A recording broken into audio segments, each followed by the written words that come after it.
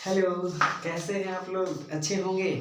चलिए, आज हम लोग अंडरस्टैंडिंग इंडिया की कक्षा की श्रृंखला चल रही थी, उस पे हम लोगों ने कालिदास पे बात की थी। आज हम लोग भरत मुनि के नाट्य शास्त्र पर चर्चा करेंगे।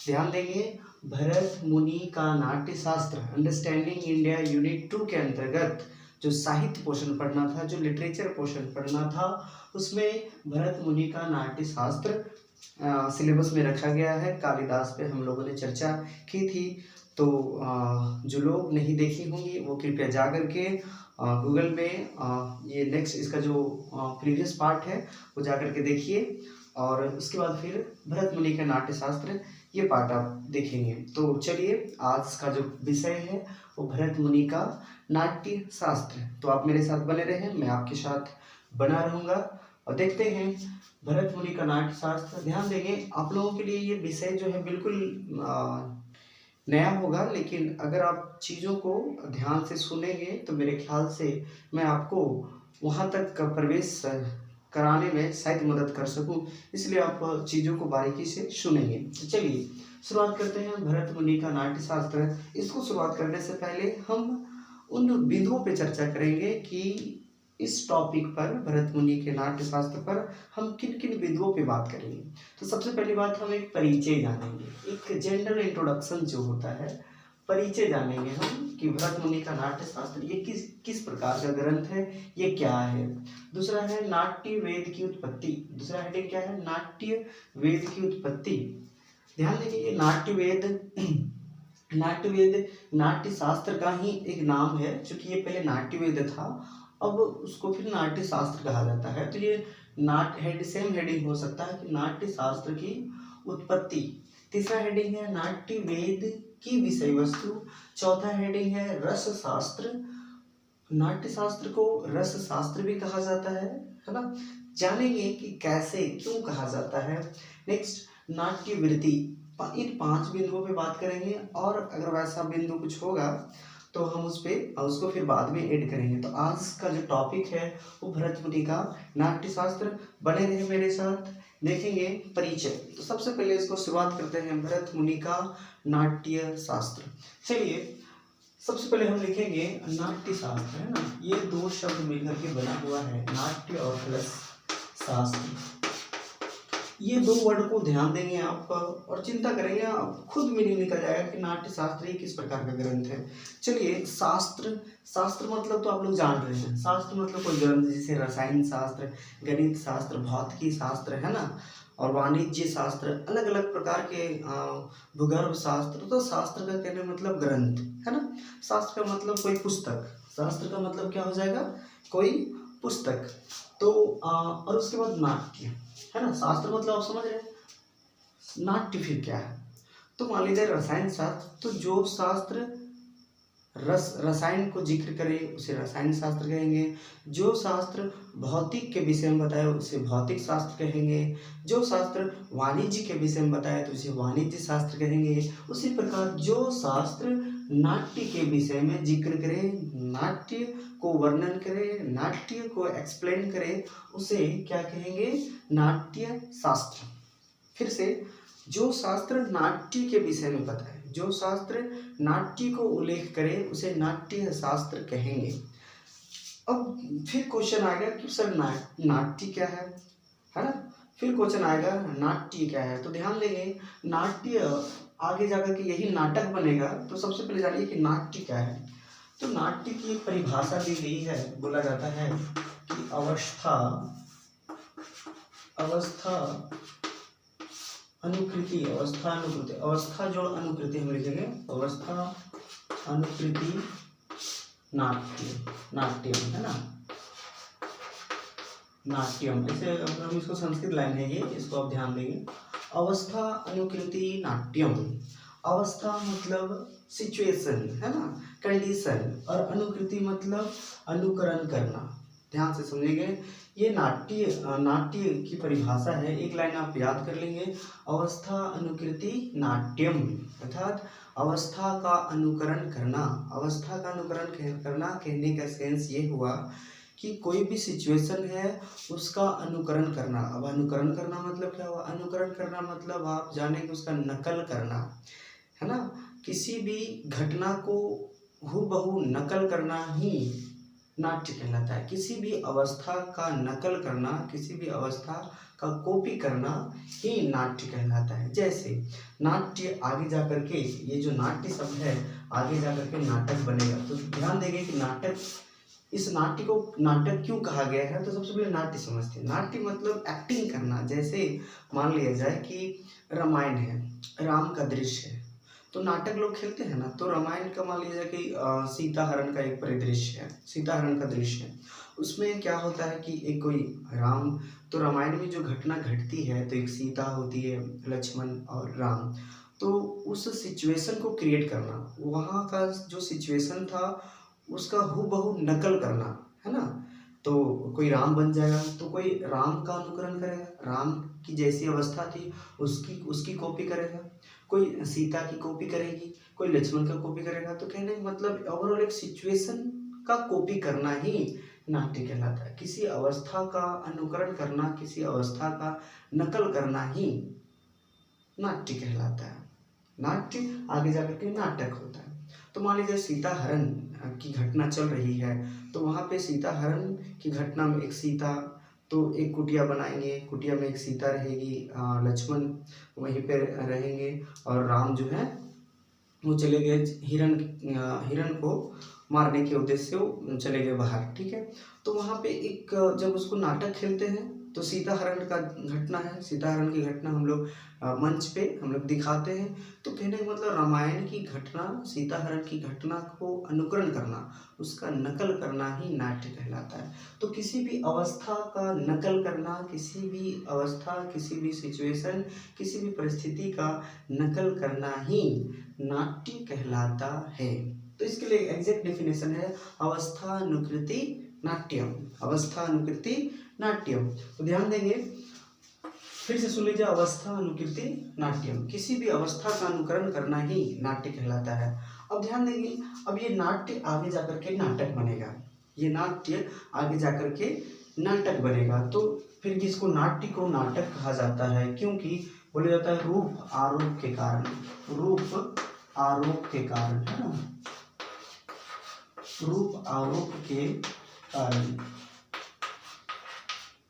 चलिए ध्यान देंगे, अवस्थानुकृति नाट्यम, और जब नाट्य के रूप का आरोप हो जाता है, रूप आरोप के कारण, रूप आरोप के कारण उसे नाटक कहा जाता है, नाट्य को ही नाटक कहा जाता है। जैसे होता क्या है कि अवस्था, जैसे रामायण की घटना, सीता हरण की घटना चल रही है, तो उसमें क्या होता है, उसमें ये होता है कि सीता का हरण का वो घटना हम लोग अनुकरण करना नाट्य कहलाता है।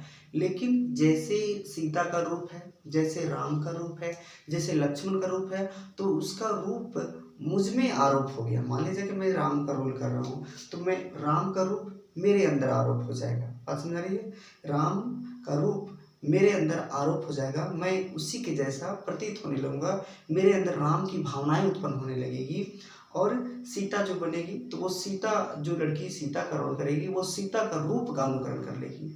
तो कहने का मतलब ये हुआ कि उसके रूप के आरोप के कारण उसे फिर नाट्य का नाटक कहा जाता है। क्योंकि नाट्य अवस्था का अनुकरण करना नाट्य कहलाता है, और जब नाट्य के दौरान उसका रूप का अनुकरण किया जाता है, उसका रूप का आरोप किया जाता है, तो उसी को नाटक कहते हैं। बात समझ में आ रही है। तो ये हो गया नाट्य, अवस्था अनुकृति, किसी भी घटना का हूबहू नकल कर लेना ही नाट्य कहलाता है। और ये नाट्य जब रूप में परिवर्तन हो जाता है, जब नाट्य को हूबहू नाटक का एक रूप दे दिया जाता है, तो उसे नाटक कहते हैं। क्या कहते हैं? उसे नाटक कहते हैं। चलिए, तो जो नाटक, जो नाट्य को उल्लेख करे उसे नाट्य शास्त्र कहते हैं। क्लियर हुआ? तो जो हम ये भी बोल सकते हैं, जो शास्त्र नाटक का उल्लेख करे उसे नाट्य शास्त्र कहते हैं। बात समझ में आई? जो शास्त्र नाटक के विषय में बताए, जो शास्त्र नाट्य के विषय में बताए, जो शास्त्र ये बताए कि कैसे नाटक खेला जाता है, नाटक खेलने के लिए क्या क्या नियम है है ना। नाटक खेलने के लिए क्या क्या नियम है ध्यान देंगे। अभी जो फिल्म वगैरह है, अभी जो एक से एक मूवी आ रही है, तो और बहुत पहले से जो आ रही है, वो ओवरऑल एक नाटक का ही पार्ट है, ओवरऑल एक लिटरेचर का ही पार्ट है। तो सर्वप्रथम अगर कोई नाटक से रिलेटेड अगर कोई चर्चा की थी तो वो है भरत मुनि। वो कौन है? भरत मुनि। किस ग्रंथ में चर्चा किए थे? नाट्य शास्त्र में किए थे। क्लियर हो गया होगा, आई होप। चलिए, तो ये बात हो गई नाट्य शास्त्र पर चर्चा हम लोग कर लिए, है ना। अब आगे देखते हैं। तो अब ये नाट्य शास्त्र किस प्रकार का ग्रंथ है, मेरे ख्याल से ही क्लियर हो गया होगा। तो ध्यान देंगे, नाट्य शास्त्र, ये जो नाट्य शास्त्र है इसके लेखक कौन है? तो इसके लेखक है भरत मुनि। इसके लेखक कौन है? भरत मुनि, है ना। सॉरी, भरत मुनि, ठीक है। तो इसीलिए स्पष्ट हो रहा है कि नाट्य शास्त्र के लेखक कौन है? भरत मुनि है ना। तो इस भरत मुनि के द्वारा नाट्य शास्त्र ग्रंथ की रचना की गई है। बात समझ में आई। चलिए, अब थोड़ी सी नाट्य शास्त्र का सामान्य परिचय देख लेते हैं। नाट्य शास्त्र का जो विभाजन है, उस विभाजन के मतलब उसमें 36 अध्याय हैं। कितने अध्याय हैं? 36 अध्याय, 36 चैप्टर,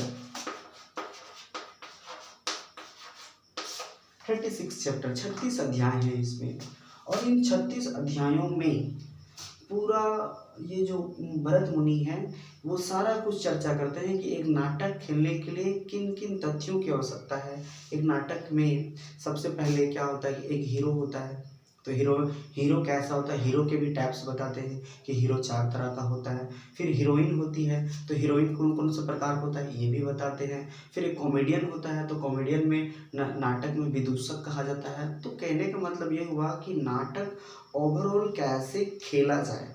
ध्यान देंगे, ये बहुत ही अगर ये नाट्य शास्त्र ग्रंथ को जो पढ़ लेगा वो एक बहुत अच्छी मूवी बना सकता है ना। मूवी में कौन सा दृश्य कट करना चाहिए, कौन सा दृश्य दिखाना चाहिए, ये सारी चीज़ें नाट्य शास्त्र ग्रंथ में लिखा हुआ है। जैसे उदाहरण लेते हैं, जैसे मान लिया जाए कि जैसे सुहागरात का एक दृश्य है, तो उसमें होता क्या है कि जो हीरो और हीरोइन, जो नायक और नायिका एक दूसरे के करीब आते हैं, यहाँ कट कर दिया जाता है।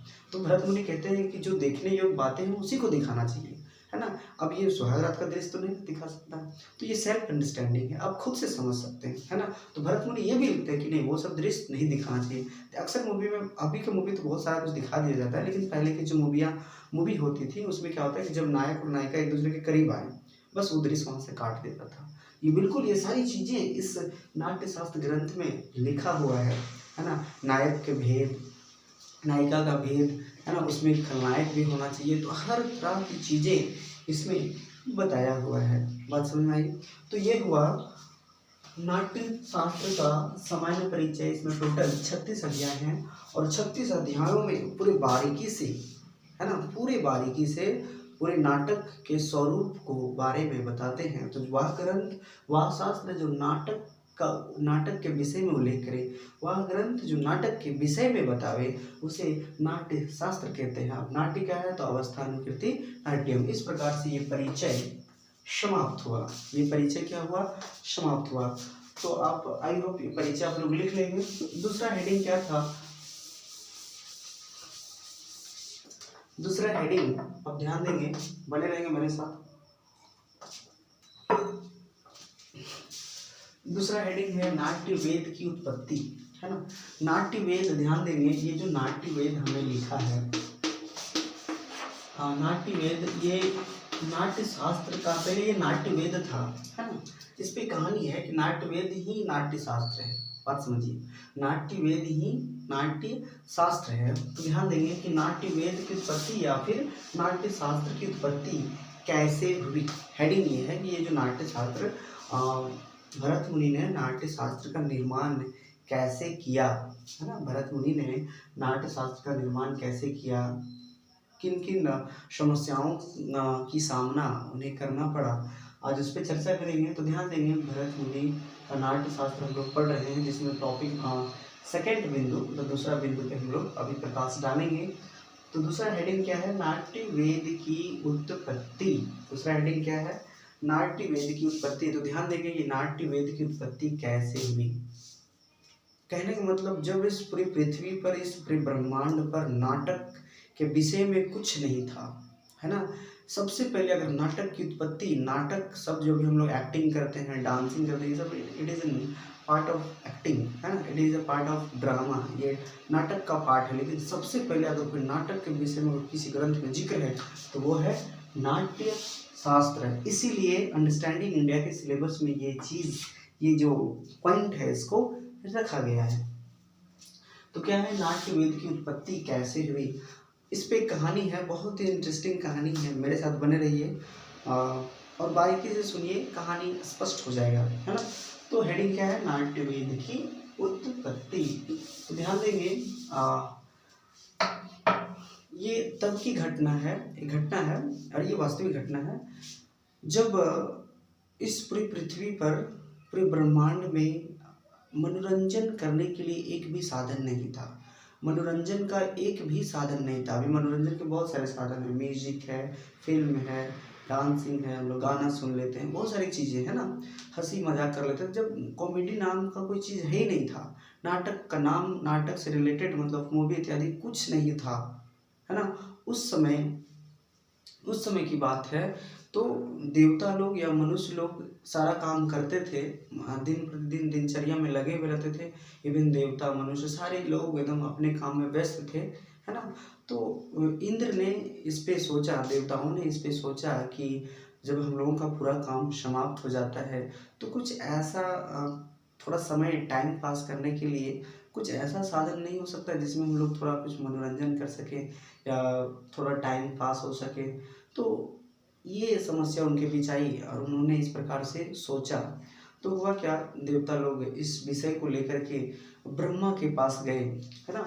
देवता लोग इस विषय को लेकर के ब्रह्मा के पास गए। तो सबसे पहले ये जो देवता लोग हैं, देवता कहाँ चले गए, ब्रह्मा के पास गए, है ना। ब्रह्मा, है ना, ब्रह्मा के पास गए और उनसे यही प्रश्न किया कि हे ब्रह्मदेव, आप, हम लोग तो सारे देवतागण अपने जो हम लोग की जो ड्यूटी है ना, उस ड्यूटी को हम लोग भली भांति कर लेते हैं, लेकिन एक जो फुर्सत का जो टाइम होता है वह समय बिताने में बहुत सारी कठिनाइयाँ होती हैं। तो कुछ ऐसा हम लोगों को होमवर्क कर सकते हैं, कुछ ऐसा कार्य या कुछ ऐसा चीज़ का निर्माण कीजिए जिससे जिससे हम लोग का वो जो समय है वो अच्छे से बीत सके, उसमें कुछ हम लोग मनोरंजन कर सके। तो ब्रह्मा ने भी सोचा कि हाँ बिल्कुल सही बात है। तो ब्रह्मा ने यहाँ से फिर उस विषय में चिंतन किया। उसमें मात्र एक ही ग्रंथ होता था, वो है वेद, और वेद 4 होते हैं। तो चारों वेदों पर उन्होंने सोचा और चारों वेदों के निष्कर्ष से उन्होंने एक मनोरंजन के साधन के लिए एक नाट्य वेद का निर्माण किया। किसने, ब्रह्मा ने, नाट्य वेद, ठीक है, नाट्य वेद ग्रंथ का निर्माण किया। मतलब अपनी शक्ति से ब्रह्मा ने नाट्य वेद का उत्पन्न किया, उसका निर्माण किया, है ना। किसने, ब्रह्मा ने। किसके कहने पे, देवताओं के कहने पर।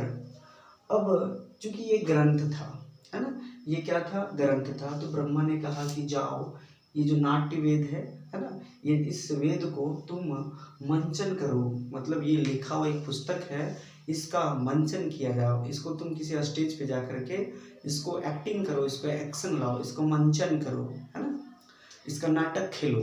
बात समझ में आ रही है ना। इसका रोल करो, जो वर्ड इसमें लिखा हुआ है, जिस प्रकार से डायलॉग्स लिखा हुआ है, इसको तुम एक स्टेज में जा करके इसका मंचन करो।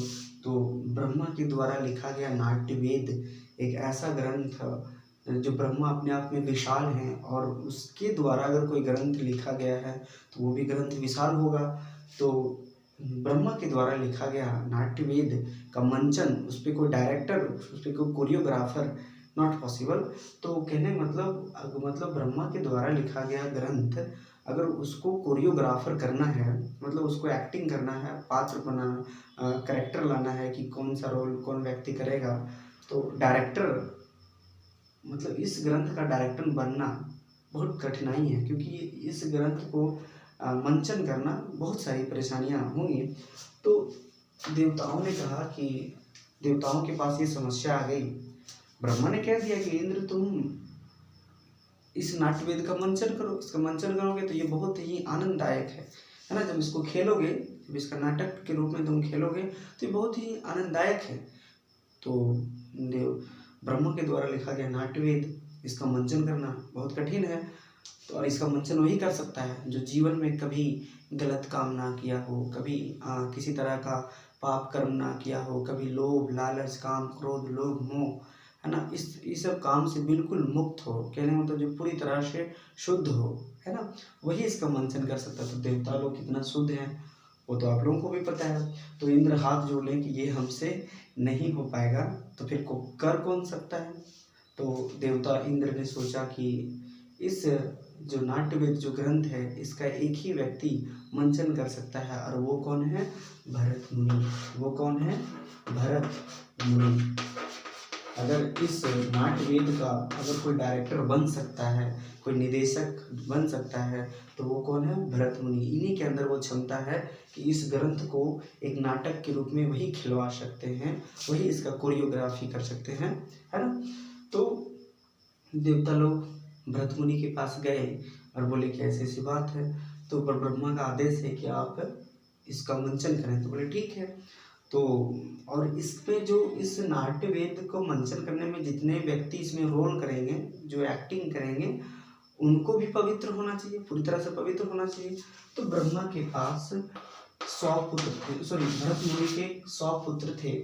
तो भरत मुनि के 100 पुत्र थे, तो अच्छे थे, सब पूरी तरह से पवित्र थे। तो भरत मुनि ब्रह्मा ने कहा कि तुम्हारे 100 पुत्र हैं, तो आप अपने 100 पुत्र को उस नाटक में भाग दिलवाइए। तो 100 करेक्टर हो गया। फिर हुआ क्या कि भरत मुनि के पास एक भी महिला पात्र नहीं थी, है ना, वुमेन कैरेक्टर एक भी नहीं था। तो ब्रह्मा ने कुछ अप्सराओं को, लगभग 24 अप्सराओं को, अप्सरा है ना, 24 अप्सराओं को भरत मुनि को दिया कि नहीं, तुम ये मेरे तरफ से 24 अप्सरा तुम लो, और इसके थ्रू से, इसके द्वारा तुम इसका मंचन करो। तो भरत मुनि नाट्य वेद का मंचन किया, है ना, भरत मुनि नाट्य वेद का मंचन किया, है ना। ये मतलब डायरेक्टर यही बने। तो ये तैयार हो गए, भरत मुनि तैयार हो गए, बोले ठीक है मंचन करते हैं। और इस प्रकार से हुआ क्या, पूरी तरह से ये पूरा कैरेक्टर किसको क्या बनना है, किसको क्या बनना है, भरत मुनि पूरी तरह से डिसाइड कर लिए, और स्टेज बना दिया गया, और स्टेज में सारा कैरेक्टर तैयार हो गए। और देवता लोग, राक्षस लोग, है ना, मतलब देव, शूर असुर जितने लोग थे, सभी लोग वहाँ देखने के लिए आए। ध्यान देंगे ये नाटक पूरे ब्रह्मांड में खेला जा रहा है, और उसके मंचनकर्ता कौन है, भरत मुनि है। और वो जो नाटक है, नाट्यवेद है, उसका निर्माण करता कौन है, ब्रह्मा है, ठीक है, उसका निर्माण करता ब्रह्मा है। लेकिन आगे जाकर के इसके जो लेखक होंगे वो, चूँकि इन भरत मुनि के द्वारा ये मंचन किया गया ना, ओवरऑल इस पे काम किसने किया, भरत मुनि, इसीलिए नाट्य शास्त्र का लेखक कौन है, भरत मुनि, ना कि ब्रह्मा। आपसे प्रश्न आएगा कि नाट्यवेद की उत्पत्ति किससे हुई, तो ब्रह्मा से हुई, लेकिन उसके लेखक कौन है, उस पर काम किसने किया, तो वो भरत मुनि। बात समझ में आई। चलिए नेक्स्ट, अब हम बात कर रहे थे कि पूरी तरह से मंचन खेलने के लिए तैयार हो गया, स्टेज बन गया, पब्लिक लोग बैठे हुए हैं, वहाँ देवता लोग बैठे हुए हैं, राक्षस लोग भी बैठे हुए हैं, है ना। तो हुआ क्या कि अच्छे से मंगलाचरण होता है, मतलब नाटक खेलने से पहले प्रार्थना होती है, प्रार्थना वगैरह हुआ, और नाटक खेला जाने लगा, और लोगों को बहुत आनंद आया। तो नाटक में ये चीज़ दिखाया जा रहा था, ध्यान से सुनेंगे, नाटक में ये चीज़ दिखाया जा रहा था कि देवता और असुरों के बीच, है ना, देवता और राक्षसों के बीच युद्ध दिखाया जा रहा था। क्या दिखाया जा रहा था, युद्ध दिखाया जाता था, तो कॉमेडी वे में। तो रोल कर रहे थे कि देवता और असुर के बीच युद्ध, कुछ लोग देवता बन गए थे, कुछ लोग राक्षस बन गए थे, और दोनों के बीच में युद्ध दिखाया जा रहा था, ठीक है। और दर्शक में देवता लोग भी बैठे थे देखने के लिए, और राक्षस लोग भी बैठे हुए थे। लेकिन हुआ क्या, हुआ ये कि नाटक में ये दिखा दिया गया कि देवता और राक्षसों के बीच युद्ध हुआ, जिसमें राक्षस लोगों की पराजय दिखाई गई, है ना, कि युद्ध में राक्षस लोग हार गए। तो जो दर्शक के रूप में जो राक्षस लोग बैठा हुआ था, उन लोग गुस्सा गया, उन लोग क्रोधित हो गए कि यार राक्षसों को जिता दिया, सॉरी राक्षसों को हरा दिया। जो अंदर दर्शक के रूप में जो बैठे थे वहीं पे गुस्सा गए, है ना, वो राक्षस लोग सब गुस्सा गए। और राक्षसों का एक सेनापति था विरूपाक्ष, राक्षसों का एक देवता था विरूपाक्ष, है ना, विरूपाक्ष नाम है इसका।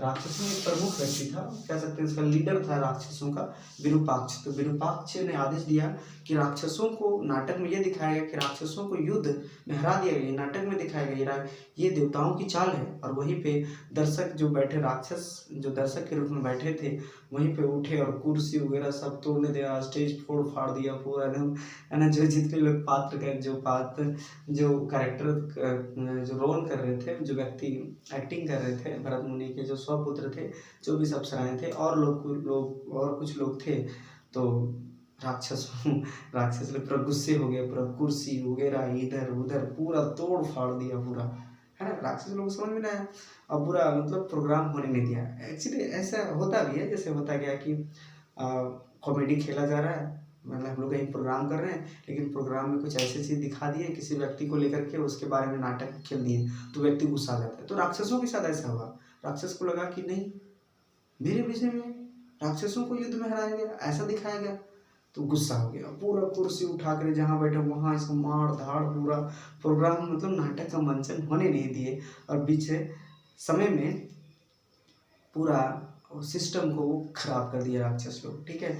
अब पूरा देवता होता है इधर उधर सारा कुछ सब भागने लगे, कोई इधर भाग रहा है, कोई उधर भाग रहा है, कोई कुर्सी उठा के कोई तोड़ रहा है, कोई स्टेजे फोड़ दिया, कोई पर्दा फाड़ दिया। तो ये पूरी घटना राक्षसों ने वहाँ तबाही मचा दी, है ना। राक्षस लोग वहाँ तबाही मचा दिए और नाटक पूरी तरह से पूर्ण नहीं हो पाया। ध्यान देंगे, ये जो नाटक खेला जा रहा था, एक महोत्सव था, नाटक जो खेला जा रहा था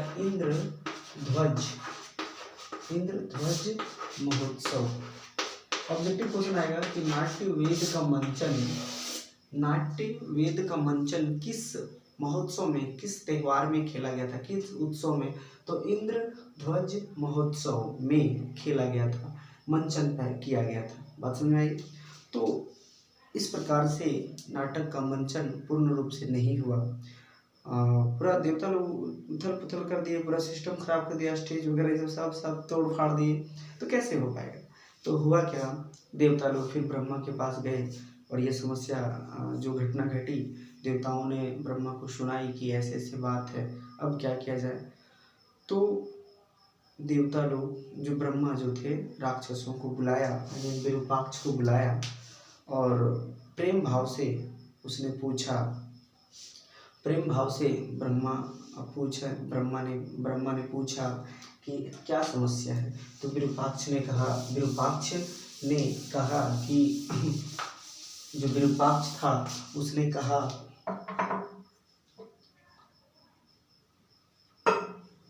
विरूपाक्ष ने कहा कि हे ईश्वर, हम लोग राक्षस योनि में जन्म हुए, इसमें मेरी कोई गलती नहीं है। देवता लोग देवता कोटि में जन्मे, इसमें उनकी सौभाग्य, मेरा दुर्भाग्य है। तो मैं भी आपका संतान हूँ, देवता लोग भी आपके संतान हैं। तो हम लोगों ने आखिर हम लोग क्या कसूर है जो नाटक में आप देवताओं का पराजय दिखाएं, है ना। देवताओं ने राक्षसों का पराजय दिखाया, सॉरी देवता नहीं, मतलब अपने नाट्य वेद में ऐसा जिक्र क्यों किया जिसमें ये दिखाया गया कि राक्षसों का पराजय दिखाया गया, है ना। ऐसा फिर हम लोग को शुरुआत से हम लोग को हमेशा नीचा दिखाया गया है। इसीलिए हमारे जो राक्षस लोग थे, हमारे जो दैत्य लोग थे, जो राक्षस लोग थे, वो क्रोधित हो गए और पूरा प्रोग्राम को समाप्त कर दिए। वहीं पे कुर्सी वगैरह तोड़ फाड़ करने लगे। तो देवता राम ब्रह्मा ने उससे कहा, ध्यान देंगे, उसने कहा कि नाटक का ये उद्देश्य होता है, नाटक का उद्देश्य होता है कि केवल और केवल उत्सव मनाना, केवल और केवल आनंद लेना। नाटक में किसी विशेष वर्ग या किसी विशेष जाति को लेकर के ऊंच नीच नहीं दिखाया जाता है। अगर दिखाया भी जाता है तो उसमें केवल और केवल आनंद के उद्देश्य से दिखाया जाता है ना। उसमें केवल और केवल आनंद के उद्देश्य से दिखाया जाता है। और नाटक में ये नाटक का क्या उद्देश्य है, नाट्य का क्या उद्देश्य है। तो ब्रह्मा फिर कहते हैं कि देखिए नाटक में होता क्या है कि हमेशा सत्य का विजय होता है और असत्य का पराजय होता है। इसलिए ध्यान देते हुए बहुत सारी जो मूवी है, बहुत सारे क्या मतलब सब मूवी में जो सत्य है उसका विजय होता है, जो असत्य है उसका पराजय होना ही होना है। इसलिए हीरो लास्ट कंडीशन में हीरो का जय होता है, हीरो ही जीतता है और पराजय विलन का होता है ना। तो ब्रह्मा कहते हैं कि नाटक का उद्देश्य कभी ये नहीं होता है कि किसी विशेष वर्ग को नीचा दिखाना, किसी विशेष वर्ग को ऊंच दिखाना, ऐसा कोई इंटेंशन नहीं होता है, कोई ऐसा उद्देश्य नहीं था। बस इसका एकमात्र उद्देश्य है वो आनंद, आनंद ही आनंद। और नाटक एक ऐसा चीज़ है जिसको आप जिस रूप से देखेंगे, ब्रह्मा कहते हैं कि नाट्य वस्तु जो है, नाट्य वेद या फिर जब इसका मंचन किया जा रहा हो तो आप जिस रूप में देखेंगे आपको उसी रूप में नाट्य दिखेगा। अगर आप धार्मिक दृष्टिकोण से नाटक को देखेंगे तो आपको उसमें धर्म दिखेगा। अगर आप सामाजिक दृष्टिकोण से नाटक को देखेंगे तो उसमें आपको सामाजिक दृष्टि, अगर आप वैज्ञानिक दृष्टिकोण से नाट्य को देखेंगे तो उसमें आपको वैज्ञानिकता दिखेगी, है ना। तो इस प्रकार से ब्रह्मा कुछ उद्देश्य बताते हैं, है ना, कुछ उद्देश्य बताते हैं और ये अंततः लास्ट में कहते हैं कि ये जो नाटक होता है वो निरपेक्ष भाव से खेला जाता है ना। उसमें किसी का निरपेक्ष भाव मतलब किसी का पक्ष या फिर किसी का विपक्ष का सपोर्ट नहीं किया जाता है। बस नाटक होता है, मूवी होती है। वो किसी विशेष वर्ग को दिखाना या विशेष वर्ग को इंडिकेट करना, ऐसा कभी कोई उद्देश्य नहीं होता। उसका मुख्य उद्देश्य ये होता है आनंद प्राप्त करना। बात समझ आ रही है। तो इस प्रकार से उस समय नाटक का तो मंचन हो नहीं पाया, तो ब्रह्मा ने फिर सोचा कि इस बार कुछ अलग तरीके से नाटक खेला जाए। तो वो जो नाट्य वेद था उस नाट्य वेद को फिर अलग तरीके से सजाया और भरत मुनि को बुलाया और विश्वकर्मा एक देवता है, ब्रह्मा ने उसको बुलाया और बोला कि आप एक बहुत बड़ा विशाल है ना, बहुत विशाल मंच का निर्माण कीजिए, रंगमंच का निर्माण कीजिए, स्टेज का निर्माण कीजिए और जितने पात्र हैं उनकी रक्षा के लिए अलग अलग देवता का चयन कीजिए। क्या पता राक्षस लोग फिर आक्रमण कर देंगे, है ना। ब्रह्मा ने ये तरकीब निकाला और तो इस प्रकार से क्या हुआ कि क्या पता राक्षस लोग फिर से कहीं आक्रमण ना कर दे। तो अब इन लोगों ने राजनीति बनाई कि जो नायक है उसका रक्षा करने वाला कोई एक बॉडीगार्ड है, जो नायिका बन रही है उसकी रक्षा करने वाला अलग से कोई बॉडीगार्ड बन गया। तो इस प्रकार से ये जो नाटक है और दोबारा फिर अच्छे तरीके से खेला गया और पूरी रणनीति के साथ जो स्टेज बना था उसका खंभा को देख रेख करने वाला एक व्यक्ति का चयन कर दिया। दूसरे खंभा पास एक व्यक्ति है ताकि कोई दूसरा राक्षस आकर के उस खंभा को उखाड़ना फेंके।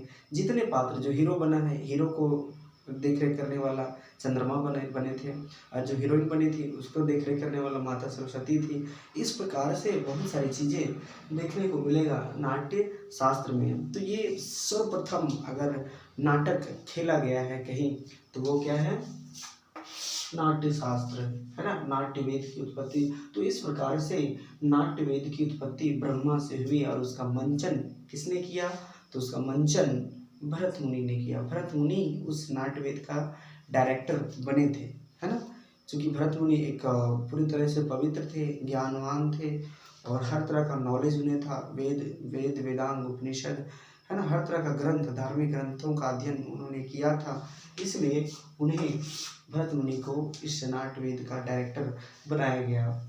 तो हम लोगों ने देखा परिचय, भरत मुनि नाट्य शास्त्र का परिचय देखा और नाट्य वेद की उत्पत्ति हम लोगों ने देखी।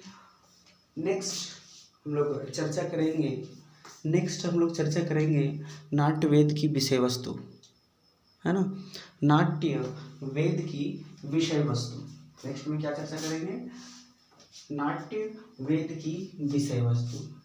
तो ध्यान देंगे आज हम लोग परिचय और नाट्य वेद की उत्पत्ति के बारे में चर्चा की है।